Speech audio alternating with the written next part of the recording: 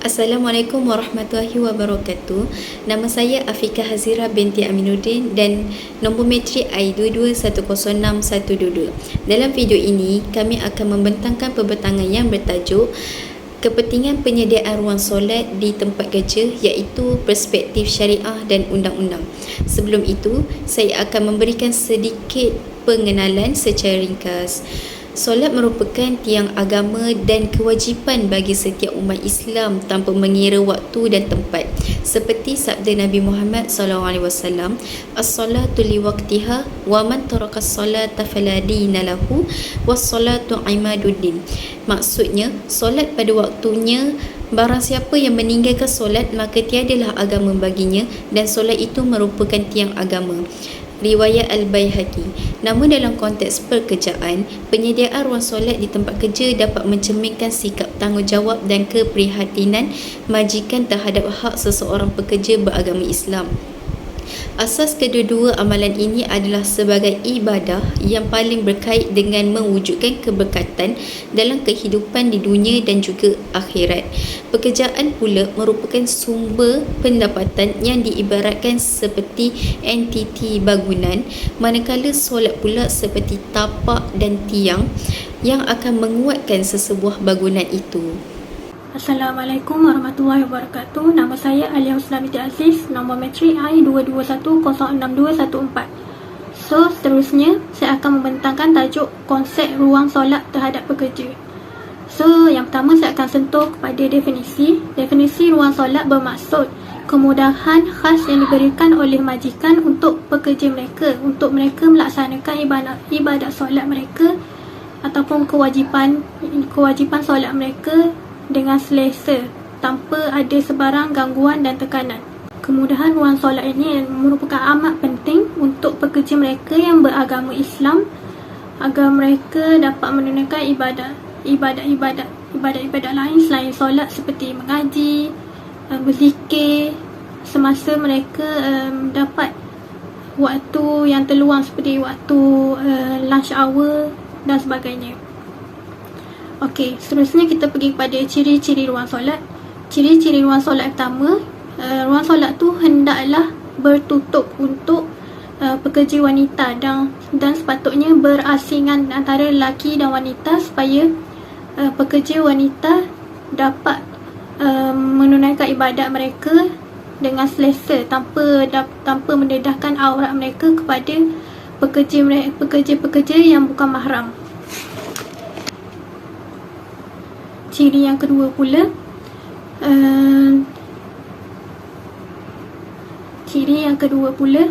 saiz ruang solat itu hendaklah bersesuaian dengan kapasiti pekerja yang beragama Islam dan hendaklah menyediakan kemudahan asas yang penting seperti kain semayang, telekung, Al-Quran, sedikit Al-Quran, sajadah dan tempat wuduk yang selesa dan berasingan daripada antara lelaki dan perempuan.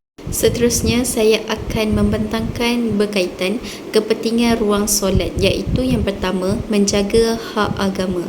Menjaga solat merupakan satu tuntutan hak agama yang perlu dijaga oleh setiap umat Islam, iaitu menyediakan ruang solat bermakna majikan bersikap prihatin terhadap hak pekerja sebagai beragama Islam.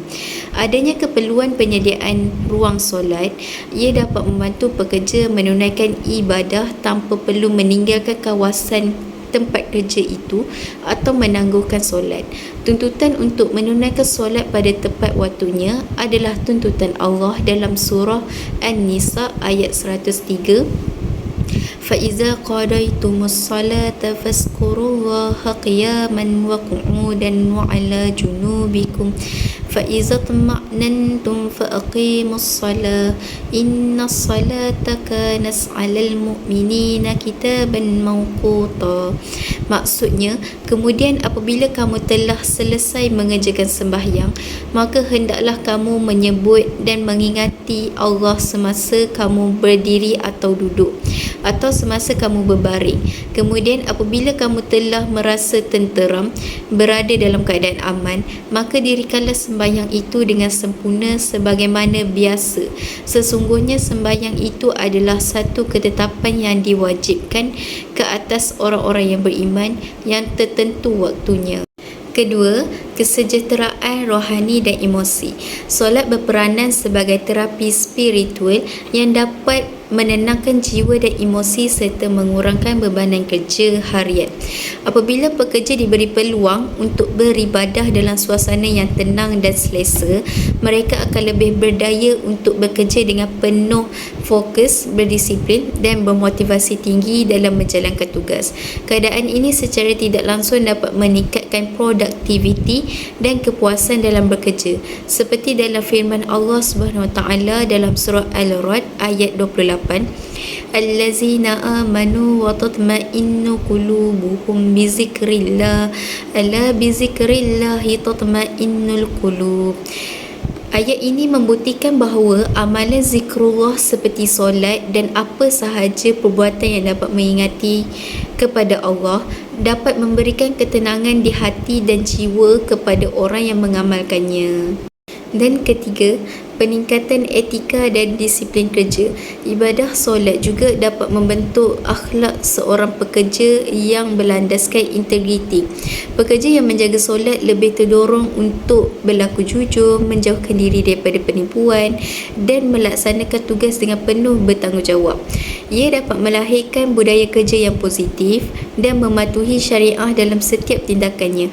Allah menegaskan bahawa solat menjadi benteng daripada segala perbuatan keji dan mungkar, seperti dalam firman Allah Subhanahu Wa Taala dalam surah Al-Ankabut ayat 45, uslu ma uhiya ilaika minal kitabi wa aqimis salah innas salata tanha anil fahsya'i wal munkar wa la zikrullahi akbar wallahu ya'lamu ma tasna'un. Maksudnya, bacalah serta ikutlah wahai Muhammad akan apa yang diwahyukan kepadamu dari Al-Quran dan dirikanlah solat dengan tekun.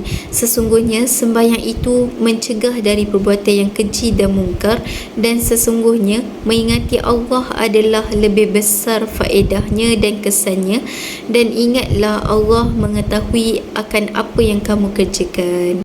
Bismillahirrahmanirrahim. Assalamualaikum warahmatullahi wabarakatuh. Nama saya Ainul Alia binti Syam Fahmi, nombor metrik I21305906. Okey, ini adalah slide saya melalui pandangan syariah. Yang pertama iaitu konsep at-ta'awanu 'alal birri wat taqwa, yang membawa maksud bekerjasama dalam melakukan kebaikan dan meningkatkan ketakwaan pada Allah SWT. Jadi dalam konteks penyediaan ruang di tempat kerja adalah merupakan salah satu bentuk kerjasama majikan dalam membantu pekerja Muslim untuk memenuhi tuntutan agama. Jadi solat ini adalah merupakan satu kewajipan fardu yang tidak boleh ditinggalkan, dan ketiadaan ruang solat boleh menyukar pekerja untuk menunaikan dengan sempurna. Jadi apabila majikan menyediakan ruang solat yang selesa, bersih dan teratur, mereka sebenarnya sedang membantu ke arah kebaikan. Jadi dalam surah Al-Ma'idah Allah berfirman, hendaklah kamu tolong-menolong dalam perkara kebaikan dan ketakwaan, dan janganlah pula kamu tolong-menolong dalam perkara yang mendatangkan dosa dan permusuhan, serta hendaklah kamu bertakwa kepada Allah SWT, kerana sesungguhnya azab Allah sangat dahsyat. Sikap ini bukan hanya untuk memenuhi tuntutan syariah, malah mewujudkan suasana kerja yang positif dan harmoni. Secara tidak langsung, perbuatan tersebut menunjukkan komitmen organisasi dalam mengangkat nilai-nilai Islam seperti ihsan, kebajikan dan saling peduli sesama manusia. Okey, slide yang kedua iaitu tanggungjawab majikan sebagai pemimpin. Dalam Islam, setiap individu yang memegang jawatan kepimpinan itu dipertanggungjawabkan terhadap segala yang berada di bawah jagaannya. Jadi, majikan bukan sahaja bertanggungjawab dari sudut pengurusan pekerja, tetapi ia juga memainkan peranan penting dalam memelihara kebajikan menyeluruh bagi pekerja, termasuk aspek rohani. Menyediakan ruang solat yang sesuai adalah salah satu cara amanah yang boleh pekerja menunaikan tanggungjawab agama tanpa halang ataupun terbeban. Ia selari dengan hadis riwayat Muslim, kullukum ra'in wa kullukum mas'ulun an ra'iyatihi, yang membawa maksud setiap kamu adalah pemimpin dan setiap pemimpin akan ditanya tentang amanahnya. Jadi dalam hadis ini menegaskan majikan akan dipersoalkan di akhirat kelak mengenai hak pekerja yang berada di bawah tanggungjawab mereka. Dengan menyediakan kemudahan solat, majikan bukan sahaja melaksanakan tanggungjawab pengurusan, malah mempamerkan sifat ihsan dan kepimpinan berintegriti. Ia juga dapat mewujudkan persekitaran kerja yang lebih seimbang dari sudut spiritual, mental dan fizikal, seterusnya meningkatkan motivasi dan kesejahteraan pekerja. Slide yang ketiga iaitu prinsip maslahah. Prinsip maslahah merupakan asas penting dalam syariah yang menekankan pemeliharaan kebajikan dan pencegahan kemudaratan kepada manusia. Jadi dalam konteks penyediaan ruang solat ini, maslahah jelas terzahir melalui manfaat yang diperoleh daripada pekerja muslim. Ruang solat membantu pekerja menunaikan ibadah dengan tenang, mengurangkan tekanan kerana tidak perlu untuk mencari ruang solat ataupun tempat solat di luar premis atau solat dalam keadaan tergesa-gesa. Keadaan ini bukan sahaja menjaga kemaslahatan agama, tetapi ia memberi kesan positif kepada kesejahteraan emosi dan etika kerja mereka. Pekerja yang dapat solat dengan sempurna lebih cenderung kepada fokus dan disiplin dalam tugasan. Dalam masa sama, kemaslahatan ini turut kembali kepada organisasi apabila produktiviti meningkat dan hubungan majikan dengan pekerja menjadi lebih harmoni. Hal ini selari dengan prinsip syariah yang melihat kemaslahatan sebagai asas bagi membangunkan sebuah masyarakat dan organisasi yang sejahtera. Assalamualaikum warahmatullahi wabarakatuh. Nama saya Tira Najah binti Mursalim, nombor metrik I2210697. Okey, saya akan teruskan lagi pembentangan kumpulan kami berkaitan tentang pandangan undang-undang berkaitan kepentingan penyediaan ruang solat di tempat kerja. Okey, di mana berdasarkan Akta Kerja 1955, khususnya Seksyen 60 /1, pekerja ni dia berhak mendapatkan waktu rehat yang munasabah, di mana waktu rehat ini boleh ditafsirkan sebagai peluang untuk pekerja Islam menunaikan solat fardu. Hak ini juga selari dengan perkara 11 Perlembagaan Persekutuan yang menjamin kebebasan beragama. Selain itu, Perlembagaan Persekutuan turut menjamin hak setiap individu untuk mengamalkan agama masing-masing. Oleh itu, sebagai majikan, dia perlu menghormati hak pekerja Islam untuk melaksanakan ibadah solat walaupun dalam waktu bekerja. Dari sudut undang-undang syariah pula, kegagalan menunaikan solat Jumaat tanpa uzur syar'i, tanpa keuzuran, merupakan satu kesalahan di bawah enakmen kesalahan jenayah syariah negeri seperti yang diperuntukkan dalam Seksyen 14 Enakmen Jenayah Syariah Wilayah-Wilayah Persekutuan 1997. Maka penyediaan ruang solat amat penting bagi mengelakkan pelanggaran kewajiban beragama. Tambahannya di sini, garis panduan Jabatan Tenaga Kerja Semenanjung Malaysia menyarankan agar majikan ni dia memberi kebenaran kepada pekerja Islam untuk menunaikan solat sekurang-kurangnya 20 minit solat fardu dan 1 jam 30 minit bagi solat Jumaat, serta menyediakan ruang solat yang bersih dan selesa. Okey. Jadi kesimpulannya di sini, penyediaan ruang solat di tempat kerja bukan sahaja memenuhi tuntutan agama, malah selari dengan peruntukan undang-undang sivil dan syariah di Malaysia. Assalamualaikum warahmatullahi wabarakatuh. Nama saya Nusmain Nadirah binti Syafsnain, nombor metrik I21305888. Dan implikasinya ialah yang pertama implikasi terhadap pekerja Muslim, iaitu ketiadaan ruang solat yang sesuai boleh menjejaskan tumpuan pekerja Muslim di dalam pekerjaan mereka. Selain itu, dapat juga menimbulkan tekanan rohani mereka dalam beribadah, serta mampu juga untuk mengurangkan kepuasan serta motivasi mereka di dalam pekerjaan. Implikasi yang kedua ialah terhadap majikan. Penyediaan ruang solat dapat menunjukkan keprihatinan majikan itu sendiri terhadap sikap dan nilai beliau dalam menghormati setiap agama bagi pekerja di bawahnya, sekaligus meningkatkan imej syarikat dan keharmonian di tempat kerja. Implikasi yang ketiga ialah terhadap organisasi, iaitu wujudnya suasana kerja yang lebih seimbang dan produktif apabila keperluan peribadi pekerja seperti keperluan yang dituntut dalam agama pekerja diambil kira dan tidak diabaikan.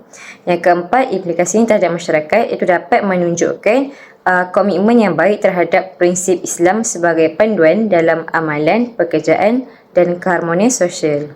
Seterusnya ialah cadangan.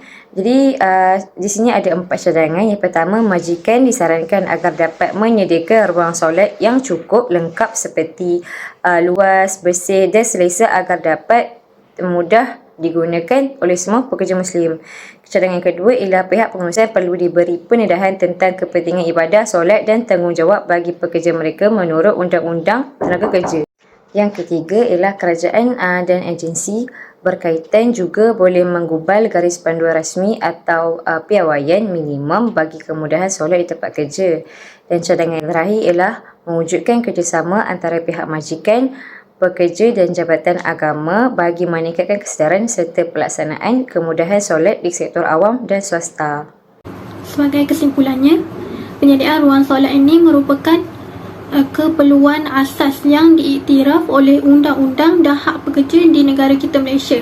Oleh itu, setiap majikan di tempat kerja hendaklah memastikan pekerja mereka mendapat hak untuk menikmati ruang solat yang sebaiknya di tempat kerja mereka. Untuk pihak majikan pula, majikan hendaklah memastikan ruang solat mereka itu sentiasa bersih dan keperluan asas sentiasa dipenuhi agar pekerja Muslim ni dapat menjalankan ibadah wajib mereka dengan tenang, tanpa tekanan dan sebagainya. Penyediaan ruang solat kepada pekerja yang beragama Islam ni merupakan salah satu cara kita untuk bertoleransi terhadap sesama agama dan agama yang berlainan di Malaysia.